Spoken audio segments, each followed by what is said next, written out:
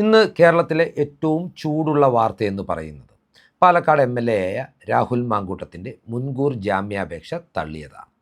ബലാത്സംഗ കേസിൽ പ്രതിയാക്കപ്പെട്ടതിനെ തുടർന്ന് 8 ദിവസമായി ഒളിവിൽ കഴിയുകയാണ് രാഹുൽ മാങ്കൂട്ടം.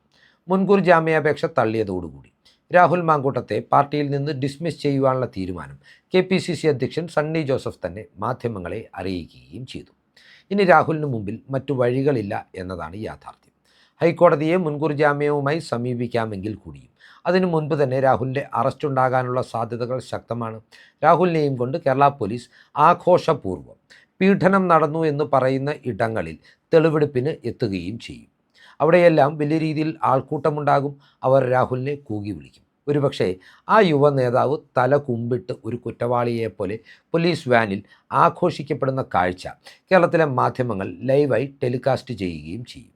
ഇതൊക്കെയാണെങ്കിലും ഈ ഘട്ടത്തിലും രാഹുൽ മാങ്കൂട്ടത്തെ കുറ്റക്കാരനെന്ന് വിധി എഴുതുവാൻ സമയമായിട്ടില്ല എന്ന നിലപാട് തന്നെയാണ് ഞങ്ങൾക്കുള്ളത്. രാഹുലിനെതിരെ അദ്ദേഹത്തിൻ്റെ ധാർമ്മികതയ്ക്ക് നേരെ ചോദ്യങ്ങൾ ഉയർത്തുന്ന നിരവധി വിഷയങ്ങൾ ഉയർന്നു വരുന്നുണ്ട്. പക്ഷേ ധാർമ്മികതയുടെ പോരായ്മ ഒരാളെ കുറ്റവാളിയാക്കുന്നില്ല എന്നതാണ് യാഥാർത്ഥ്യം.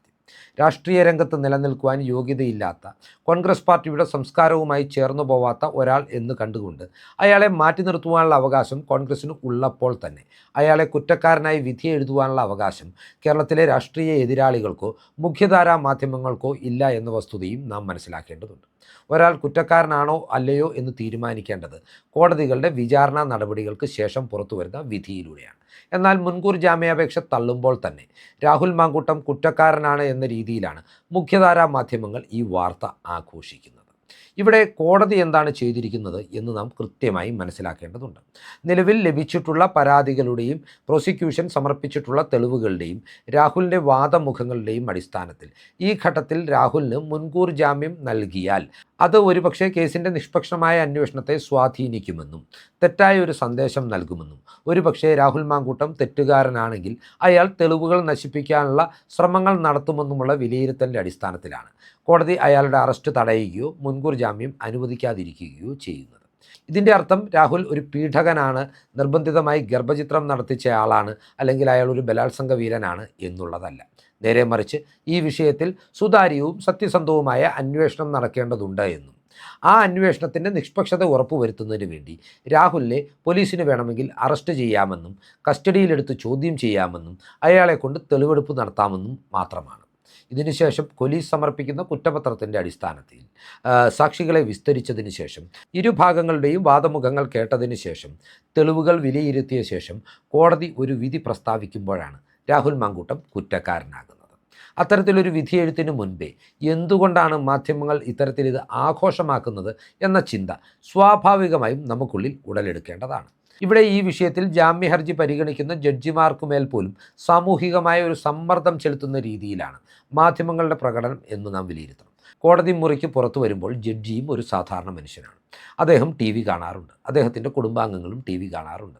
അവിടെയെല്ലാം രാഹുലിനെ ഒരു പെൺവേട്ടക്കാരനായി ചിത്രീകരിച്ചുകൊണ്ട് അയാൾക്ക് മേൽ അങ്ങനെ ഒരു ചാപ്പ കുത്തുന്ന രീതിയിൽ അവളോടൊപ്പം എന്ന ഹാഷ്ടാഗോടുകൂടി കേരളത്തിലെ മുഖ്യധാരാ മാധ്യമങ്ങൾ വാർത്തകൾ ആഘോഷിക്കുമ്പോൾ തീർച്ചയായും ഒരു പരിധിവരെ അതും അദ്ദേഹത്തിൻ്റെ തീരുമാനത്തെ സ്വാധീനിച്ചിരിക്കുവാനും സാധ്യതയുണ്ട്.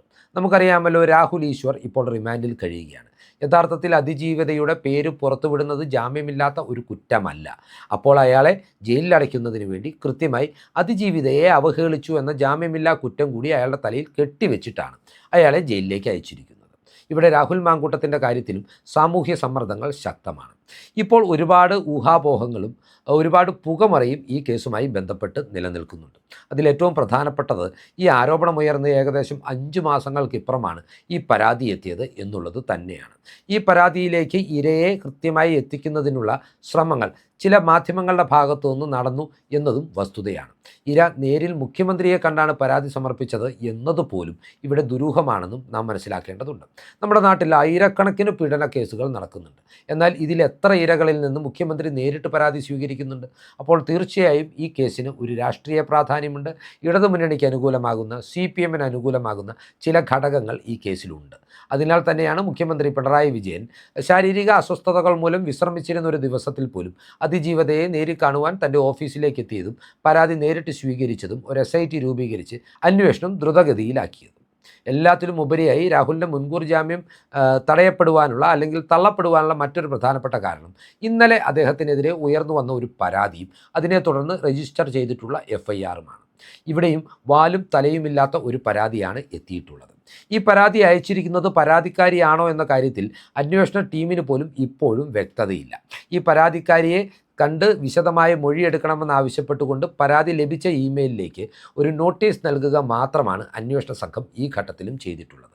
തീർച്ചയായും ഒരു കേസിൽ മുൻകൂർ ജാമ്യം തേടുന്ന ഒരു പ്രതി സമാന സ്വഭാവമുള്ള മറ്റൊരു കേസിൽ കൂടി ഉടനടി ഈ ജാമ്യം പരിഗണിക്കുന്ന വേളയിൽ ഒളിവിലിരിക്കുന്ന വേളയിൽ പ്രതിയാകുമ്പോൾ അത് അയാളുടെ ജാമ്യം തള്ളുവാനുള്ള സാധ്യതകൾ വർദ്ധിപ്പിക്കുന്നുണ്ട്.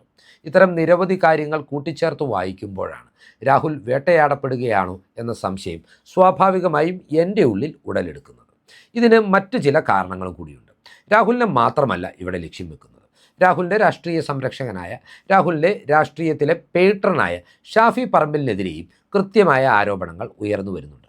കോൺഗ്രസുമായി ചേർന്ന് നിൽക്കുന്ന, കോൺഗ്രസിൻ്റെ വേദികളിൽ സജീവ സാന്നിധ്യമായിരുന്ന KPCCയുടെ കലാസാഹിത്യ സംഘടനയുടെ ഭാരവാഹിയായ ഒരു പ്രസാധക ഇന്നലെ ഷാഫിക്കെതിരെയും ഒരു വെളിപ്പെടുത്തലുമായി രംഗത്തെത്തുന്നു.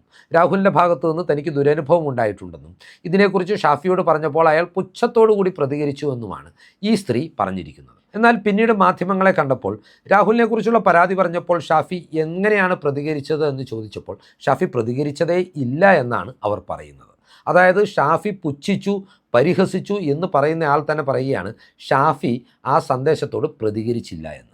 ഇവിടെയും നാം ഓർക്കണം, കൃത്യമായ ചില ഗൂഢാലോചനകൾ നടക്കുന്നുണ്ട്. കോൺഗ്രസിനോട് ചേർന്ന് നിൽക്കുന്ന ഷഹനാസ് എന്ന യുവതി അല്ലെങ്കിൽ ആ സ്ത്രീ ഈ വെളിപ്പെടുത്തൽ നടത്തിയതിന് തൊട്ടു പിന്നാലെ തന്നെ സമൂഹ മാധ്യമങ്ങളിൽ പോസ്റ്റുമായി രംഗത്തെത്തിയത് രാഹുലിനെതിരെ ആദ്യഘട്ടത്തിൽ ആരോപണം ഉന്നയിച്ചിട്ടുള്ള ഹണി ഭാസ്കർ എന്ന സാഹിത്യകാരിയാണ്. ഇതിനു പിന്നാലെ ഈ ആരോപണം ഉന്നയിച്ച സ്ത്രീക്ക് സരിനുമായും അവരുടെ ഭാര്യ സൗമ്യ സരിനുമായും എല്ലാം വലിയ അടുപ്പമുണ്ട് എന്നുള്ള വാർത്തകളും പുറത്തു വരുന്നുണ്ട്. എല്ലാത്തിനും ഉപരിയായി ഇന്ന് ആ സ്ത്രീ പറയുന്നത് എന്നോട് മോശമായി പെരുമാറിയവന്, എന്നെ ഇരയാക്കിയവന് സംരക്ഷിച്ച പാർട്ടിയാണ് കോൺഗ്രസ് എന്നാണ്. അങ്ങനെ രാഹുൽ മാങ്കൂട്ടത്തിനെ മാത്രമല്ല ഷാഫി പറമ്പിലിനെയും ഇന്ത്യൻ നാഷണൽ കോൺഗ്രസിനെയും ഈ വെളിപ്പെടുത്തലിൻ്റെ അടിസ്ഥാനത്തിൽ ഈ സ്ത്രീ പ്രതിരോധത്തിലാക്കുവാൻ ശ്രമിക്കുന്നുണ്ട്. അപ്പോൾ ഇതൊരു ചെയിൻ റിയാക്ഷൻ പോലെ നടക്കുന്ന കാര്യങ്ങളാണ്. രാഹുൽ മാങ്കൂട്ടം ആദ്യം വീഴുന്നു, പിന്നീട് ഷാഫി പറമ്പിലിനെ ലക്ഷ്യമാക്കി രാഷ്ട്രീയ നീക്കങ്ങൾ ശക്തമാക്കുന്നു. ഷാഫി രാഹുലുമായി എല്ലാം പങ്കിടുന്നവനാണ് എന്ന ആരോപണം ആവർത്തിച്ചുകൊണ്ട് CPMൻ്റെ പാലക്കാട് ജില്ലാ സെക്രട്ടറി രംഗത്ത് വരുന്നു. DYFIയുടെയും SFIയുടെയും യുവ നേതാക്കൾ ഷാഫിക്കെതിരെ കല്ലെറിയാൻ ആരംഭിക്കുന്നു. BJPയുടെ പാലക്കാട് ജില്ലാ പ്രസിഡന്റ് പ്രശാന്ത് ശിവൻ തന്നെ ഷാഫിക്കെതിരെ ആരോപണങ്ങളുമായി രംഗത്ത് വരുന്നു. ഇവിടെ രാഹുലിനെ തീർക്കണം, ഷാഫിയെ തീർക്കണം, കോൺഗ്രസിനെ തീർക്കണം. സൈബർ ഇടങ്ങളിലും കേരളത്തിലെ പൊതുസമൂഹത്തിലും വലിയ സ്വീകാര്യതയുള്ള നേതാക്കളാണ് ലക്ഷ്യം വെക്കപ്പെടുന്നത്. കോൺഗ്രസ് ഏറ്റവും മാതൃകാപരമായ നിലപാട് തന്നെയാണ് സ്വീകരിച്ചിട്ടുള്ളത്. ആരോപണമുയർന്ന ആദ്യഘട്ടത്തിൽ തന്നെ അയാളുടെ പാർട്ടി പദവികൾ എടുത്തു കളഞ്ഞു, പാർലമെൻ്ററി പാർട്ടിയിൽ നിന്ന് പുറത്താക്കി, പാർട്ടിയിൽ നിന്ന് സസ്പെൻഡ് ചെയ്തു. ഇന്നിപ്പോൾ മുൻകൂർ ജാമ്യാപേക്ഷ തള്ളിയപ്പോൾ അയാളെ പാർട്ടിയിൽ നിന്ന് എന്നേക്കുമായി പുറത്താക്കി അല്ലെങ്കിൽ ഡിസ്മിസ് ചെയ്തു. എന്നാൽ രാഹുൽ വീണതിന് പിന്നാലെ ഷാഫിക്കെതിരെ കരുനീക്കങ്ങൾ ശക്തമാകുമ്പോൾ കോൺഗ്രസ് എന്ത് നിലപാട് സ്വീകരിക്കും എന്നതിനെക്കുറിച്ച് പാർട്ടിയും പാർട്ടി നേതൃത്വവും ഗൗരവതരമായി തന്നെ ആലോചിക്കണം. രാഹുൽ വിഷയത്തിൽ എന്തെങ്കിലും പാളിച്ചകൾ പറ്റിയിട്ടുണ്ടെങ്കിൽ മാധ്യമങ്ങളുടെ സമ്മർദ്ദത്തിനും രാഷ്ട്രീയ എതിരാളികളുടെ സമ്മർദ്ദത്തിനും വഴങ്ങി പാർട്ടിയുടെ സൽപ്പേര് കളങ്കപ്പെടുവാതിരിക്കാനുള്ള ആധിയുടെ പേരിൽ ഷാഫിയെ കൂടി തള്ളിപ്പറഞ്ഞാൽ ഒരുപക്ഷെ തിരിച്ചുവരവിന് ശേഷിയില്ലാത്ത വിധം ഇന്ത്യൻ നാഷണൽ കോൺഗ്രസ് എന്ന രാഷ്ട്രീയ പ്രസ്ഥാനം നിർണായകമായ തെരഞ്ഞെടുപ്പുകളുടെ പടിവാതിക്കലെത്തി നിൽക്കുന്ന അവസരത്തിൽ തളർന്നു വീഴുക തന്നെ ചെയ്യും എന്നുള്ളതാണ് യാഥാർത്ഥ്യം. രാഹുൽ മാങ്കൂട്ടത്തിൻ്റെ കാര്യത്തിൽ അദ്ദേഹത്തെ ന്യായീകരിക്കുകയല്ല, പക്ഷേ അദ്ദേഹത്തെ എതിർക്കുകയും ചെയ്യുന്നില്ല. അയാൾക്കെതിരെയുള്ള തെളിവുകളുടെ അടിസ്ഥാനത്തിൽ സത്യസന്ധമായ അന്വേഷണം നടന്ന് കുറ്റവിചാരണ നേരിട്ട് അയാൾ ശിക്ഷിക്കപ്പെടുമ്പോൾ മാത്രമാണ് അയാളെ കുറ്റവാളിയായി മുദ്രകുത്തുവാൻ സാധിക്കുകയുള്ളൂ. ഇപ്പോഴും അയാൾക്ക് ചെറിയ ഒരു സംശയത്തിൻ്റെ ആനുകൂല്യം നൽകണം. എന്നാൽ ഞാൻ സംശയമേതുമില്ലാതെ പറയുന്നു, രാഹുലിനെ പോലെ ഒറ്റ രാത്രി കൊണ്ട് സമൂഹമാധ്യമങ്ങളുടെ പിന്തുണയിൽ ഉദിച്ചു വന്ന ഒരു പ്രതിഭാസമല്ല ഷാഫി പറമ്പിൽ. കോളേജിലെ KSU യൂണിറ്റ് തലം മുതൽ പടിപടിയായി വളർന്നിട്ടാണ് BJPയുടെയും സംഘപരിവാറിൻ്റെയും CPMൻ്റെയും വെല്ലുവിളികളെ അതിജീവിച്ചുകൊണ്ട് ഷാഫി പറമ്പിൽ പലവട്ടം MLA ആയതും ഇപ്പോൾ MP ആയിട്ടുള്ളത്. കേരളത്തിലെ ഏറ്റവും അധികം ജനസ്വാധീനമുള്ള, ജനങ്ങളെ ആകർഷിക്കുവാൻ കഴിയുന്ന കോൺഗ്രസ് നേതാവ് തന്നെയാണ് ഷാഫി പറമ്പിൽ. അതിനാൽ തന്നെ രാഹുലിൻ്റെ വിഷയത്തിൽ രാഹുലിനെ മറയാക്കി ഷാഫിയെ വേട്ടയാടുവാൻ രാഷ്ട്രീയ എതിരാളികൾ ഇറങ്ങിത്തിരിച്ചാൽ അതിനെ പ്രതിരോധിക്കുവാനുള്ള ഉത്തരവാദിത്തം ഓരോ കോൺഗ്രസ് നേതാക്കൾക്കും ഉണ്ടാവണം, ഓരോ അണികൾക്കും ഉണ്ടാവണം എന്ന ചിന്തകൾ പങ്കുവെച്ചുകൊണ്ട് ഈ വീഡിയോ ഇവിടെ അവസാനിപ്പിക്കുകയാണ്. കൂടുതൽ രാഷ്ട്രീയ വാർത്തകൾക്കും വിശകലനങ്ങൾക്കുമായി ഞങ്ങളുടെ ചാനൽ സബ്സ്ക്രൈബ് ചെയ്യുക. നന്ദി.